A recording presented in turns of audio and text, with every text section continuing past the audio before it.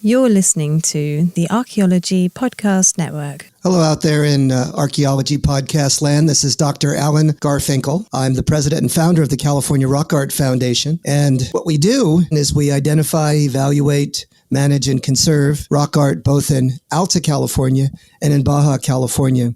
We conduct field trips, we have trainings, exercise, we do research, and in every way possible, we try to preserve, protect, and coordinate treasures of Alta and Baja California rock art, of which there are many and diverse.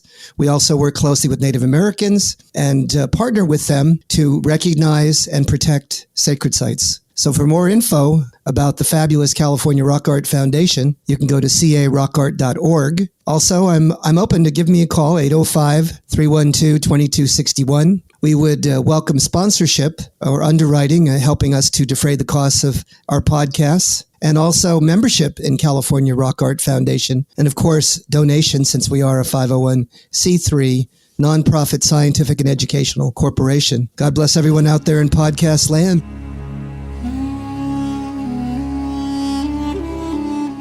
You're listening to the Rock Art Podcast. Join us every week for fascinating tales of rock art, adventure, and archaeology. Find our contact info in the show notes and send us your suggestions.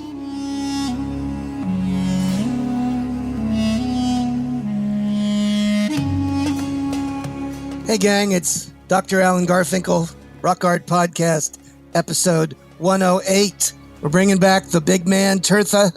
Tirtha Mukhopadhyay from Guanajuato University, and it's a deep dive into the mysteries of what makes rock art tick, what is iconicity, what is shamanism, animism, totemism, and why is rock art so emotionally appealing.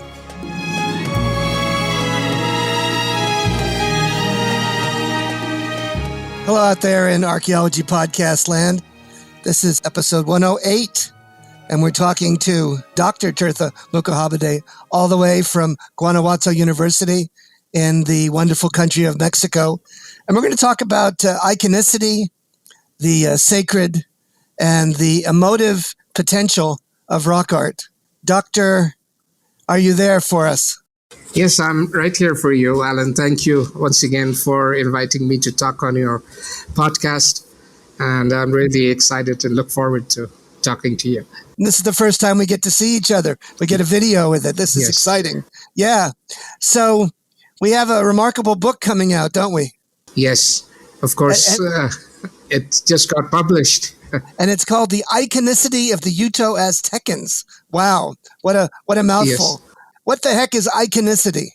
Yes, iconicity. It's an ambitious title, but we have been working a long time on this project, and I guess we have defined iconicity well enough for the reader. We hope the reader finds the notion of iconicity interesting. The fact the icons, iconic tokens, symbols, or codes, however you might want to call it, are carried through generations of people who share the same linguistic and same cognitive environment to negotiate, and it's continuous cultural, historical tradition of symbolism and expressions and, self-appraisal.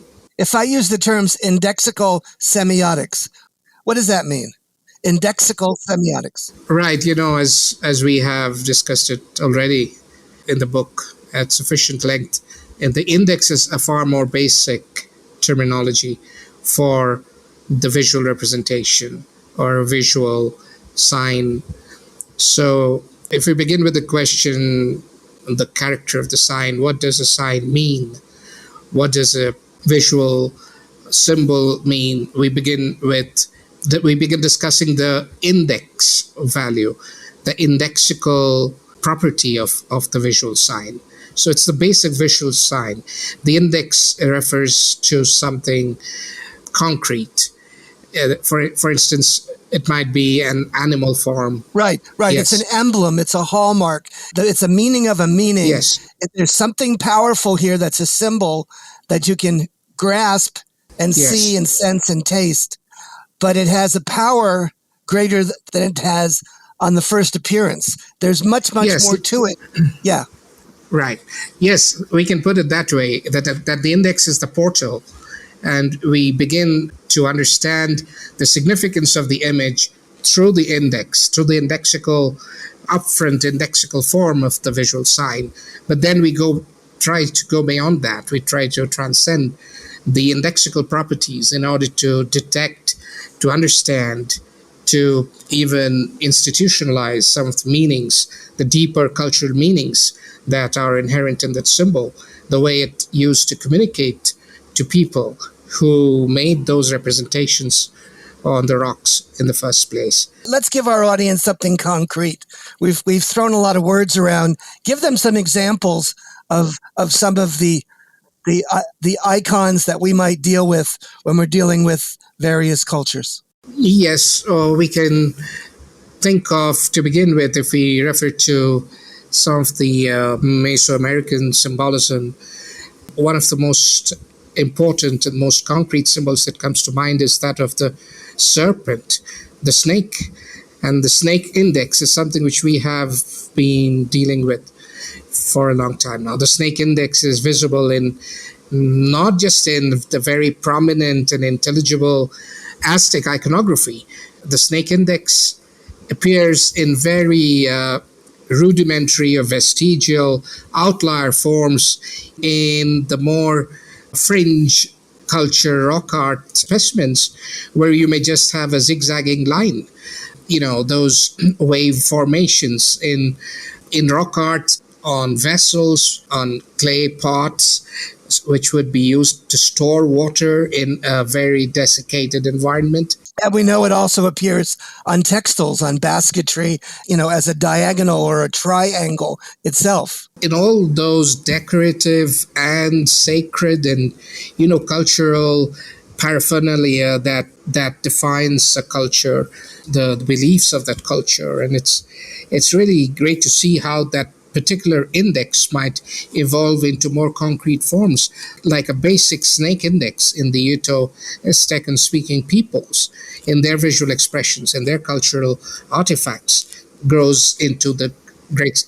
If we jump to the cultures of, let's say, the Desert West, yes, there's another symbol that I would call an indexical animal, and one that really interfingers for thousands upon thousands of years, and it looks like a bighorn sheep.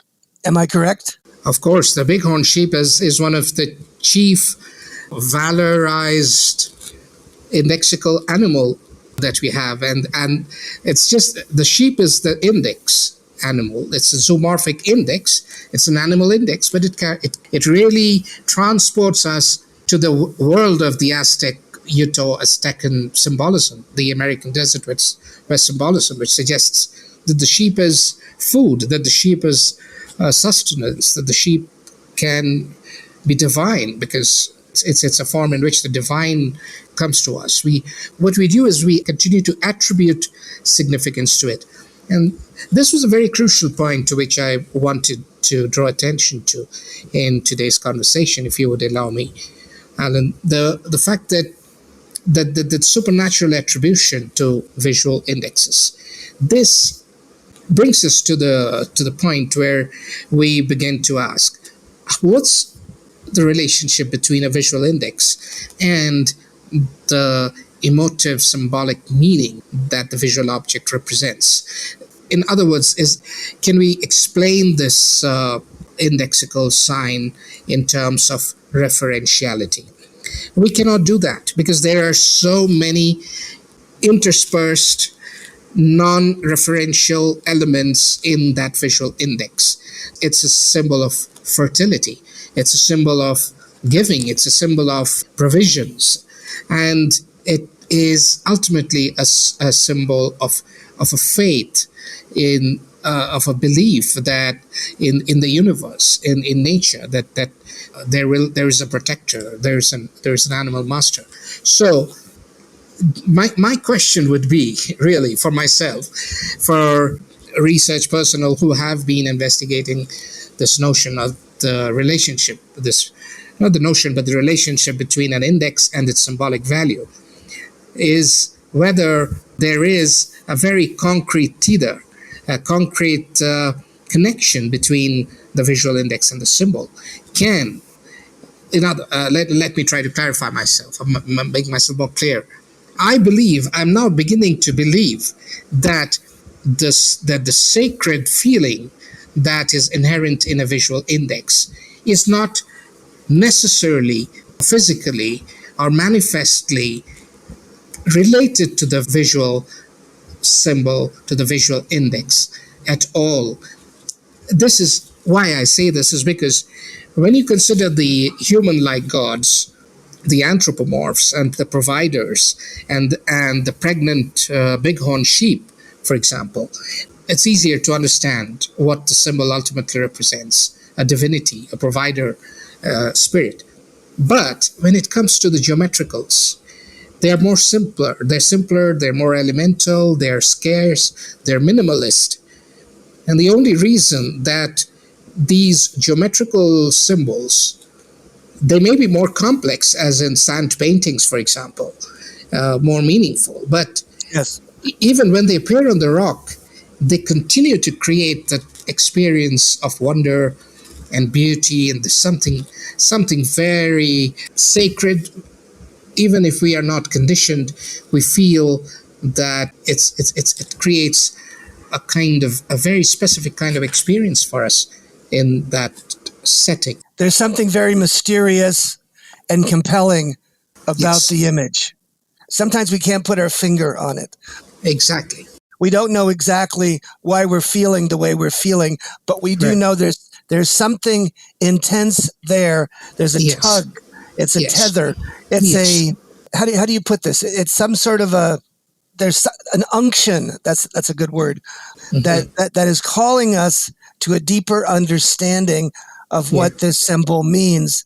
And I think we get a feeling that Yes. it's something grander than ourselves and has a transcendental quality. How's that?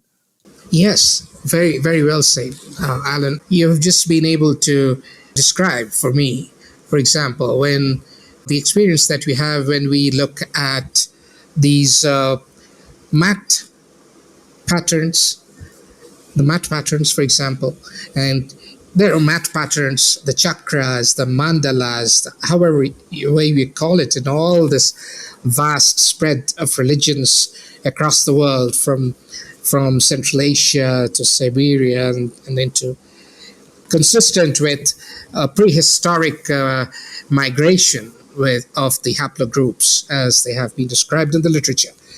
That there is this common ground of belief and this common sense of creating beauty out of simple patterns, simple circles and geometrical shapes, and they're all there for our contemplation. Isn't it something very strange and wonderful at the same time, and very difficult to explain? Yet there's something else implied. Yes. And the something else implied is when you have a circle, when you have a network, when you have some sort of a conduit, it's leading somewhere. It's entwining you. It's bringing you into another level of environment or thinking or Appreciation. some sort of other. It's got an otherworldly feeling to it. Yes. I mean, these are attractors. These are great attractors, and we visit rock art sites, and we have a decorative chakra in our home and on the wall, and we don't know why, but they have a certain effect on us. Yeah, why do people to this very Yes. day buy those little spider things that are the Indian things that it's got a web or Yes. a nest and they hang it in their car? Why? Right.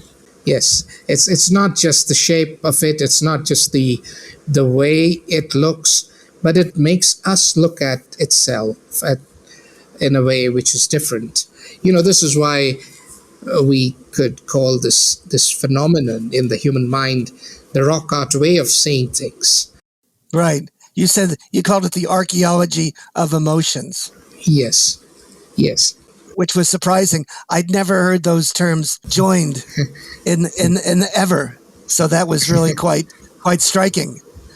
the archaeology of emotions. And so I think I mentioned this to Chris Webster when he was interviewing me for my last discussion with him.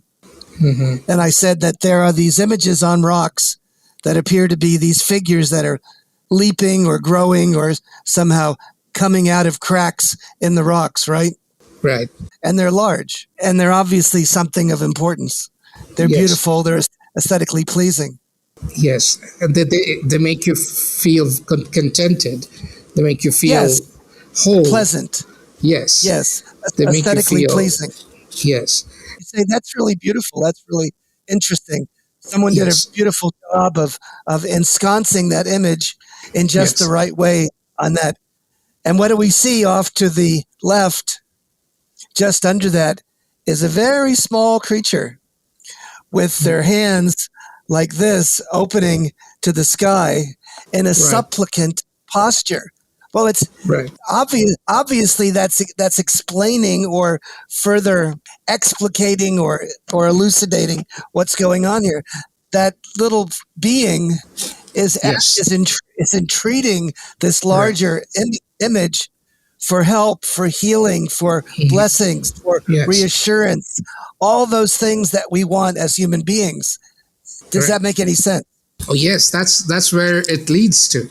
I mean, so we are not just dealing with an index. We are dealing with an animated and interanimated property within that index, which is affecting us in a very strange way. And it might even be that it is this very primordial sense of someone, not just something, and not just some level of experience that we would call it, that there is someone coming there and taking the seat and then offering its deep bond of friendship to us. Yes, that's a good juncture to catch on the flip-flop, gang. Welcome back, gang. This is segment 2 of the Rock Art Podcast with Tirtha Mukhopadhyay, and we're talking about indexical thinking. We're talking about semiotics. We're talking about the way of seeing and the way of understanding rock art and dealing with the concept of iconicity. Tirtha, why don't we continue there? Yes, the rock art, like any other great art in different contexts, and humanity has continued to produce rock artists in all ages of art, I guess, if we can call it that way. And the phrase that we were just tossing around was the rock art way of seeing. And it's of immense significance, because the rock art way of seeing prompts us to question the positivist way of looking at things. And even the whole Western notion of seeing things and the discourse that we have associated with the appreciation of arts for several centuries now. I mean, it's not wrong. It's just a different way of looking at things, and this is important because we de-Westernize, we de-Eurocentricize ourselves, we depositivize ourselves in order to expect, in order to immerse ourselves. It's an immersive practice. When you look at the world the way the Native Americans have been looking at nature for thousands of years, at the way the Siberian shamans would look at nature, would look at human destiny. What we're talking about is an indigenous perspectivism. We're talking about dismantling a linear way of thinking or a Cartesian way of thinking. Yes.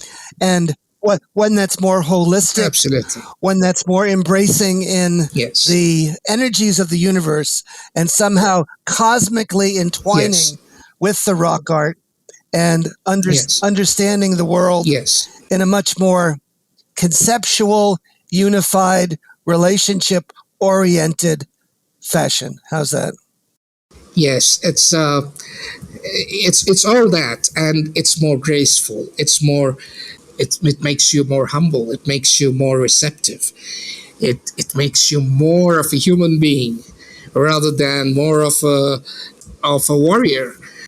If we think about it from the Judeo-Christian ethic and you look at things scripturally, it says that we're supposed to be masters of the universe. We're supposed to own the resources and use them and engineer things for our own benefit.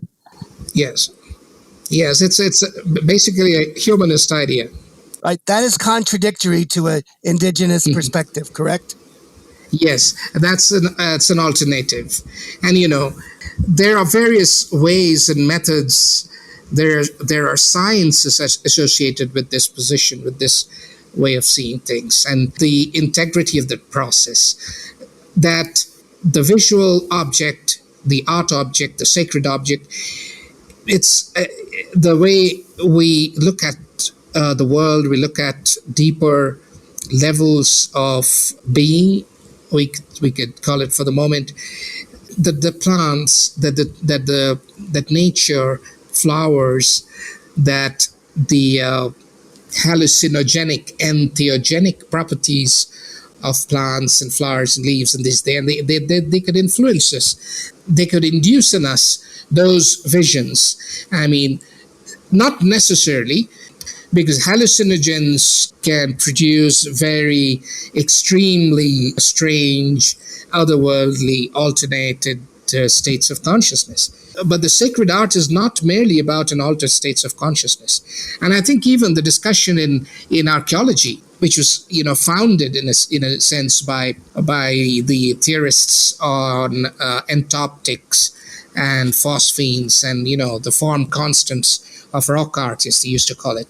Even then, the argument falls apart, it disintegrates when we consider the fact that we are not talking just about an impression, a visual impression, an optical illusion. We are talking about something emotive. We're talking about something that moves us and something that reassures us. And therefore, this invites us to think of a very different kind of psychology than that of the positivist psychological literatures. So what about the rock art way of seeing things then? The rock art way of seeing things not only explains the way we look at rock art and rock art looks at us, it helps us to understand, it helps us to appreciate, to dig into the deep time religious consciousness that might have attended the evolution of post-Paleolithic man. Absolutely. That you've hit the nail on the head, Tirtha, because you can see that in the rock art. Rock art speaks to those that want to listen or ask better and better questions. And it shows us the values, the ethics, the salient elements of meaning that indigenous people had about the world. That's exactly how, when they visit their sacred spaces, that the gods, they come to bless them. They come to give them all the fruits, the products, the abundance they bring with them. And this is what we repeatedly see in all the great religions. In Japan, you have to walk up a hill in order to come and stand. You have to purify yourself, wash your hands, wash your feet, your face, and then come and stand in front of that kami, that spirit, God, who is there for you, and this God will then listen to your prayers. This is exactly the same thing that's happening in the rock art clusters for these Native American peoples in their sacred baskets. This will be guiding. This will be controlling, conditioning the way we store our grain, the way we hold water, the way we serve food, the sense of community.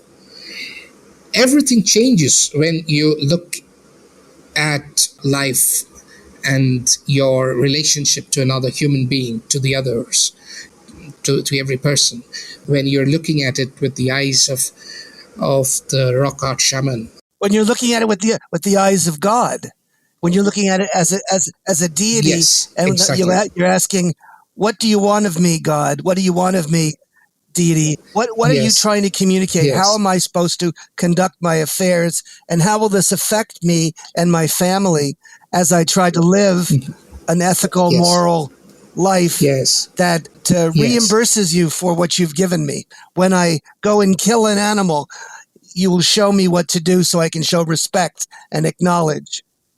When I'm able Exactly. to harvest, when I see the rain and the rain comes, Yes. and I thank you Yes. for that blessing. The deity, the rock art, the Nahuatl word for it, Yes. since we are closer to this context, the Nahuatl word for the divine spirit is Teo, like Teotl. Teotl. Teotl. Teotl, yes. Teotl. In Anglophone pronunciation, it's more like Teotl. So the Teotl is a very interesting kind of presence. So again, going back to or regressing to this idea of the visual index, the Teotl of the index, if we were to call it that, it does not exercise or impose its control over you. It's more like a mendicant. It's more like expecting you to help the Teotl out by receiving the Teotl, giving him a space in your heart or in your mind. And that changes the perspective of any conversation on transcendent presences and the symbolism of religions. And it's not a very fierce, exacting. It's like it's the commandments. Now let's think of the commandments. The commandments may be very strict on you, but the idea that God is love, that God is wherever there is bonding, friendship, love, the texture of culture itself. And the texture of culture itself takes on a very different kind of meaning and perspective when we are in union with the presence of these deities and spirits who are part of ourselves, who are not there in a space which is very far away and very transcendent and very heroic. It's within the fabric of our lives. This is exactly why the rock art visual index. These deities, instead of being distant, are close. And, yes, they're part of. They come to the basket. They're on the rocks. You can touch them. You can feel them. They're in the baskets. Yes. They're on the textiles. They're in the sky. They're on the earth. What this leads to, therefore, is to question in what phase of human evolution did this sense of the presence of deific entities arise? In what stage of evolution? And I have been looking at it with some interest. It's a vast subject, and you need an entire tome of literature to deal with how humans, if they did migrate out of Africa, if you subscribe to the out of Africa theory, the first migrations of the LMN haplogroups towards Asia, to the Near East and the Caspian Sea and the Mediterranean, and then towards the East. And then from there, these different stratas of civilizations that have come into being following these migrations. The presence of Neanderthals 110,000 years before present. The presence of Neanderthals, the intermixture possible or not. It's in anthropology, there's no real evidence of an intermixture of Homo sapiens with Homo neanderthalis. But there is evidence of the use of fire. There is and carbon dated locations of community feasts, communal feasts, getting together, feasting. The idea of food, eating together, sharing, contentment, sitting around the fire or a hearth, these would have to be integral to the phases in which the notion of a provider, a protector, animal master, All the above, yes. spirit of the rains. But the oldest rock art we're now finding can be 110,000 years old, right? With those little scrapes on the rocks where they've got curvilinear meanders and other things like that in caves. Yes, of which we do not really understand much, Then we think about Neanderthals and those red blotches. Yes. And the scrapes that are on those big, huge hunks of red hematite. Yes. Yeah. And the bones and the fossil records.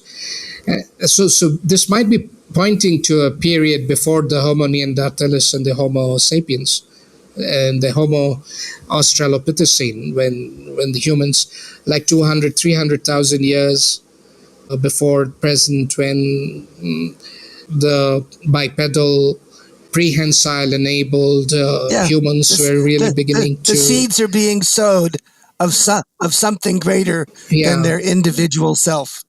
And let's leave it there. See you on the flip-flop, gang, for the next segment. Taxes was feeling so stuck. Sitting in traffic, squeezing into a parking spot, all to squeeze in getting tax help during your lunch break. Now Taxes is a TurboTax expert who does your taxes for you, while you go about your day getting real-time notifications about their progress and the most money back guaranteed. Now this is Taxes. Intuit TurboTax. Get an expert now on TurboTax.com. Only available with TurboTax Live Full Service, real-time updates only in iOS mobile apps. See guarantee details at TurboTax.com/guarantees. We're back, gang. This is your Rock Art Podcast, and we're talking about the meaning of meanings. We're talking about rock art, and it's the archaeology of emotions, the iconicity, and dealing with how does the indigenous person think, and what do these images on stone possibly communicate? What's their emotional value, and what can we see and feel and sense from trying to understand them? Dr. Tirtha, you're back? Yes. Talk about some of the basic elements of religion that anthropologists have tried to suss out from shamanism, animism, totemism. These are various forms of the same human intuitiveness. It's an intuitive way of, looking, intuitive methodology, intuitive epistemology. All the epistemes are right there. Animism is at the heart of some of this. Yes.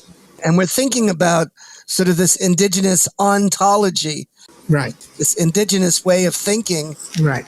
It's an animistic way of thinking. What do we mean by that? What we mean, and maybe now we would have to take our departure with the kind permission of more positivistically inclined thinkers on this point. What we mean by animistic intuition is that the human being always had the ability to intuit into the presence of a master spirit and a friend and a giver. This intuition of the other, the intuition of that, that kami, that Shintoist kami, the Chiang, as the Chinese Confucians would say it, the Deva, as the Hindu and the Buddhist, the Bodhisattvas, all the Buddhas. The Buddhas are all there they are in the bonsai, they're in the springs, and they're in heaven and in the hearts of man and woman. This intuitiveness, if we call this a kind of intuitive process. Interestingly, even clinical psychology is trying to cope up with this massive faith in the supernatural attributes, which are completely illogical, irrational, and which do not have any basis in when we try to analyze how the structure of human experience.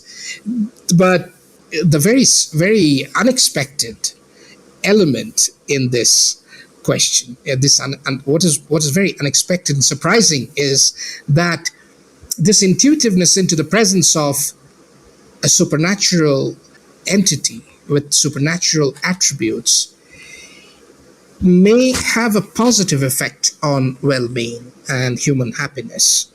And it's not necessarily creating a crisis or anxiety. No, it's not at all. Absolutely not.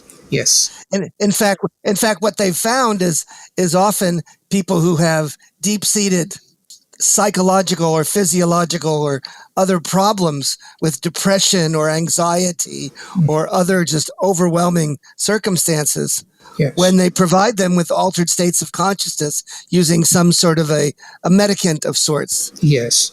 where they grasp and see and sense the supernatural, it makes them happy. It gives them something to live for. It shows them another side of the universe. Yes, absolutely fascinating how the ancient civilizations or ancient peoples have been tapping into the resources of herbs and, psilocybins, the ayahuasca, the peyote, the datura. And even independent of these other psychotropic entities, Yes. right? We get there from dancing. We get there from singing.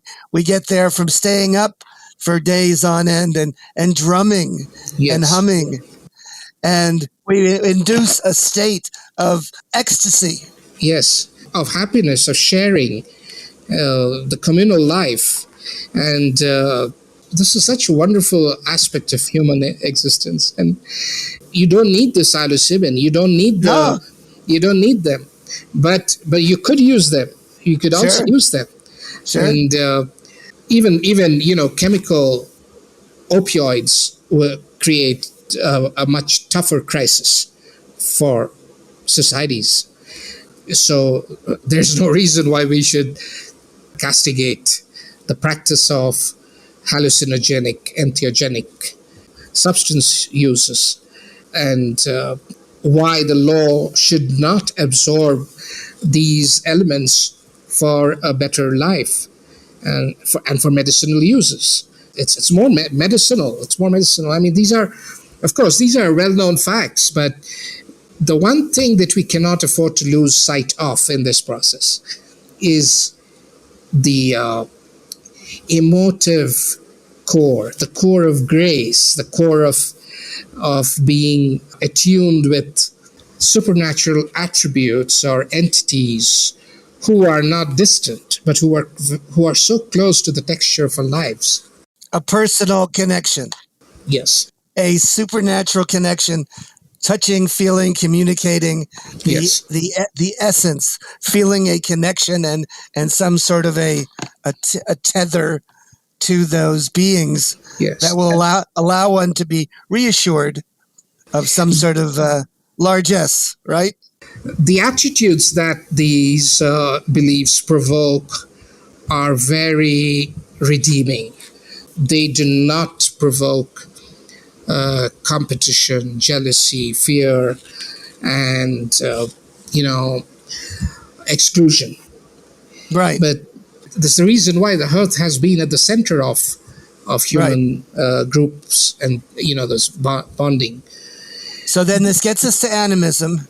Yes. We're moving up to the next realm to shamanism, and then we have an intermediary, a leader. Yes. That spends his or her life sort of becoming a liaison between the supernatural and the natural. Who's intermediary. We could call this liaison, this intermediary, who is either gifted with or who is working on behalf of you to connect you to those entities, making it easier. And that's not like the priestly control. I hate to call it that, but the fascist priestly cultures are not the same as the shamanic doctors, healers of the indigenous peoples who are leading a less sedentary but also more hunter-gatherer form of somewhat of a simpler, more connected. So they're not building houses. There are phases in this process of human prehistory where humans are moving around on animals or just moving from place to place in search of pastures, and they're carrying their beliefs with them. So with this shamanistic legacy, you get these individuals who bring down the rain or speak to the ancestors. Yes. Or they take the ancestral spirits and they speak to those that are living. Yes. And provide them with a vehicle for their angst and concerns and sorrow. And they transform that time, that period, to allow them to vent and grieve and deal with their problems and feel better about themselves afterwards. They have dedicated their entire lives to just being a vehicle, a receptor, a channel for these spirits. And they're the native doctors and the native psychologists and psychiatrists. Yeah. Yes. And that's the shaman is, if you look at it behaviorally, the shaman is dedicated. He or she travels, goes through hardships, accepts hardships willingly, is an ascetic figure, remains in isolation in order to come back, and so that others can reintegrate with that structure of perceptions. And so this is a very interesting phenomenon, and the shaman can thus, we are really moving or transitioning to religious themes, to studies of religious transcendental nature. Now moving up to the highest level, we get to totemism. Now, in totemism, what happens occasionally is that it comes full circle because they have a indexical animal, an iconic entity that becomes their totem, that they may see as some sort of an ancestral deity or animal human figure that they believe that they are descended from. You have composite forms as well.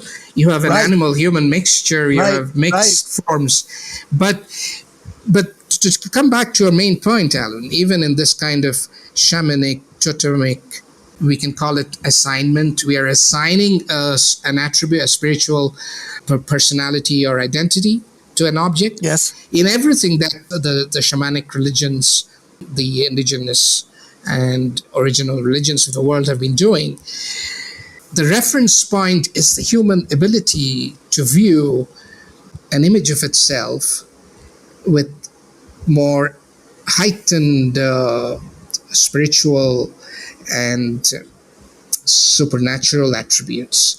Someone who is like me, but who is also not me, but not self, not just as I am, but who is like me and who understands me and who is my friend. This elemental friend, mate, deity. This is the contribution of the ancient religions. This is the contribution to the religions of the world. And it kind of stagnates with, you may say, for a moment, for a more unambitious way of conducting yourself. It may lead to a denial of technology, but no, technology is integral to this way of seeing things. Because when you're using an atlatl to hunt, when you're killing an animal in a certain way, so as not to give it pain and to maximize the nutritive value of this gift that you have received from nature, these are integral to this worldview, and they do not make you anti-technology. They make you use technology in a way in which you begin to see the presence of the deity in the technological equipment itself. And believe me, in this place called Milpa Alta, close to Mexico City, I met this artist whose works have been exhibited in London and the Museum of Modern Art in New York, and who has not been paid for exhibiting, of course, because he was not quote-unquote famous, but he is like a kind of Nahuatl-speaking shaman, and he got a graduate degree in engineering from Sheffield, England, and now he uses these small circuits, Arduinos and sensors, actuators, to make puppets of Quetzalcoatl, the snake deity. And Wow. yeah, Palma. His name is Ferdinand Palma, and you can see him. You can look him up on YouTube. But what Palma does, what Palma told me, we were just talking for that entire afternoon over a couple of beers, and Palma was telling me that the sensors in these electronic puppets, they do not react in the same way on all occasions, in all instances of exhibitions. And he says this from that same shamanic perspective. Wow. That is when the circuit board, the Arduino sensor, is reacting to the environment in a way in which it seems that there is a total spirit hidden. Hidden in the sensor. Got it. Absolutely. And I think that's a great place to quit. Okay, gang, there'll be more coming. God bless you. Thanks for listening. Thank you, Tirtha. And see you on the flip-flop, gang. Bye-bye.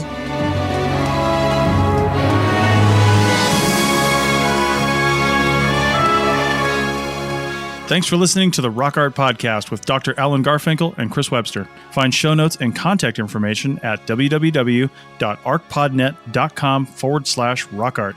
Thanks for listening, and thanks for sharing this podcast with your family and friends.